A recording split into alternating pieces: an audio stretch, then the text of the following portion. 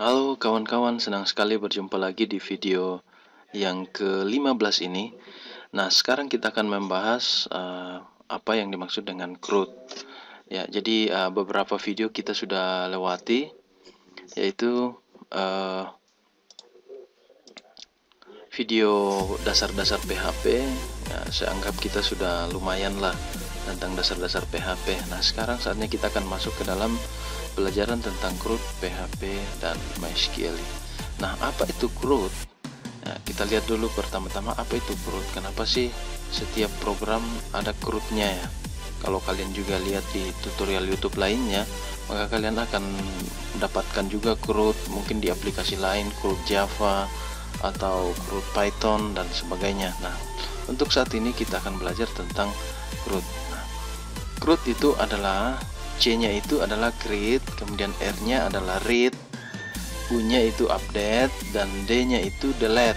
Nah, oke, jadi dalam membuat aplikasi kita tidak bisa lepas dari CRUD. Nah, apabila kita sudah menguasai CRUD dari suatu aplikasi, dari suatu bahasa pemrograman, maka dengan mudah kita akan membuat sebuah aplikasi. Nah, jadi CRUD ini sangat penting ya sebelum kita membuat project. Maka kita harus memahami tentang CRUD ini. Nah, bagaimana langkah-langkah untuk membuat CRUD? Yang pertama adalah kita buat database-nya. Setelah itu kita buat tabelnya. Setelah itu kita buat script PHP CRUD-nya. Nah, oke, jadi saat ini mungkin videonya sedikit lama ya, tetapi memberi pemahaman tentang CRUD. Nah, penting sekali ya CRUD-nya ini ya. Sebelum kita memulai project, maka kita harus pahami bagaimana CRUD itu di dalam bahasa pemrograman PHP. Oke, baik, kita akan mulai saja. Pertama-tama kita akan membuat database-nya. Kita buka folder sum kita, folder sum, jalankan Apache-nya dengan MySQL-nya ya. Kalau selama ini kita hanya menjalankan Apache, saat ini kita menjalankan juga MySQL-nya. Nah, kenapa? Karena MySQL ini adalah tempat menampung database. Nah, oke, kalau sudah jalan seperti ini, maka kita bisa langsung memulai. Nah, apabila ada teman-teman yang mengikuti pelajaran ini dan MySQL-nya tidak bisa jalan atau error atau portnya tidak muncul di sini, maka kalian bisa menulis masalahnya di komentar, boleh di screenshot, kita akan memberikan solusi. Oke, apabila sudah jalan, maka kita akan membuka Chrome. Kita buka di sini localhost ya, localhost, kemudian kita enter. Akan masuk di dashboardnya, kita klik PHP MyAdmin.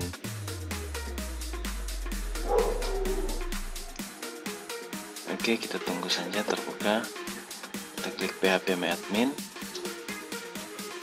Nah, ini adalah database standar dari MySQL, tapi kita tidak akan menggunakan ini. Kita akan membuat database baru. Nah, saya klik database, kemudian saya membuat database-nya dengan nama database atau DB CRUD ya, supaya mudah diingat, DB CRUD. Saya klik create. Nah, setelah selesai, saya akan membuat satu tabel dengan isi kolom 2 saja cukup ya untuk belajar. Nama tabelnya adalah DBL CRUD juga. Oke, jadi nama database-nya DB CRUD, nama tabelnya DBL CRUD. Oke, klik go untuk memulai. Nah, di sini saya hanya mengisi nama ya, nama dengan tipe varchar. Saya isi di sini 50 atau 100 boleh. Kemudian saya pasang di sini alamat. Alamat ini kita kasih teks ya, karena panjangnya. Kita kasih teks, jadi kita memiliki dua field, yaitu nama dan alamat. Oke, klik save. Oke, sekarang namanya sudah berhasil diisi. Nah, sekarang kita akan mulai membuat codingnya. Yang pertama kita akan membuat sebuah form untuk menginput nama ini dan alamat ini. Kemudian kita save dan selanjutnya diedit. Dan kita pastikan CRUD-nya berjalan. Oke, kita langsung saja membuat script PHP-nya. Pertama-tama kita buka Visual Studio Code. Oke, dan kita masih tetap menggunakan folder belajar. kita ada satu file lagi di dalam yang form PHP yang kita sudah belajar dari video sebelumnya, namun kita akan membuat file baru dengan nama misalkan tambah ya, tambah.php. Enter. Nah, di sini kita akan menyediakan sebuah form untuk menginput nama dan alamat yang kita sudah buatkan tabelnya sebelumnya. Oke, saya buat dulu dokumen standar HTML. Kita ganti title-nya di sini menjadi CRUD. Oke, nah setelah itu di dalam body saya akan membuat form ya. Saya akan membuat form. Nah, di sini kita sudah isi action-nya ya, karena kita sudah melibatkan, nanti kita akan melewatkan PHP dan MySQL.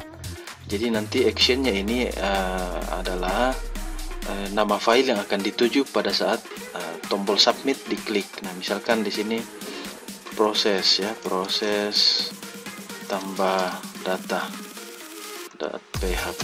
Nah, jadi nanti tujuannya nanti actionnya adalah dialihkan ke file proses tambah data PHP. Nah, di sini kita kasih metodenya adalah dengan post ya. Jadi datanya dipostkan nanti. Nah, oke, masih ada satu lagi yaitu NTP.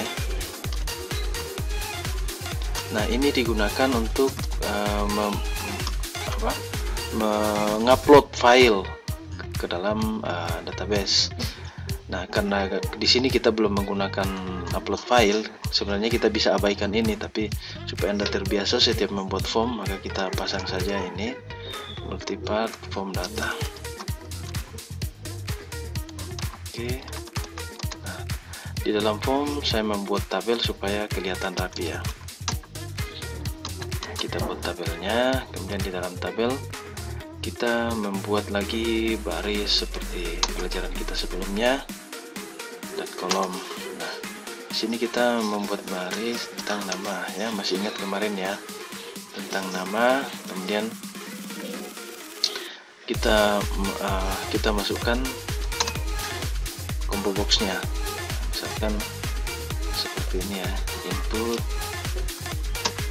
input tipe teks dengan kita kasih name-nya ya. Kita isi name-nya karena nanti akan digunakan untuk mengambil data yang sudah dipostkan. Misalkan di sini name-nya adalah nama. Oke, kita kasih size mungkin 25. Lebar text boxnya mungkin 25 ya, kita kasih size-nya 25 misalkan. Oke, kita kasih required artinya tidak boleh dikosongkan ya, ini tidak boleh dikosongkan ya. Oke, setelah itu kita buat lagi satu isian untuk alamat. Oke, kita buat lagi heading. Di sini kita menggunakan text area ya, text area.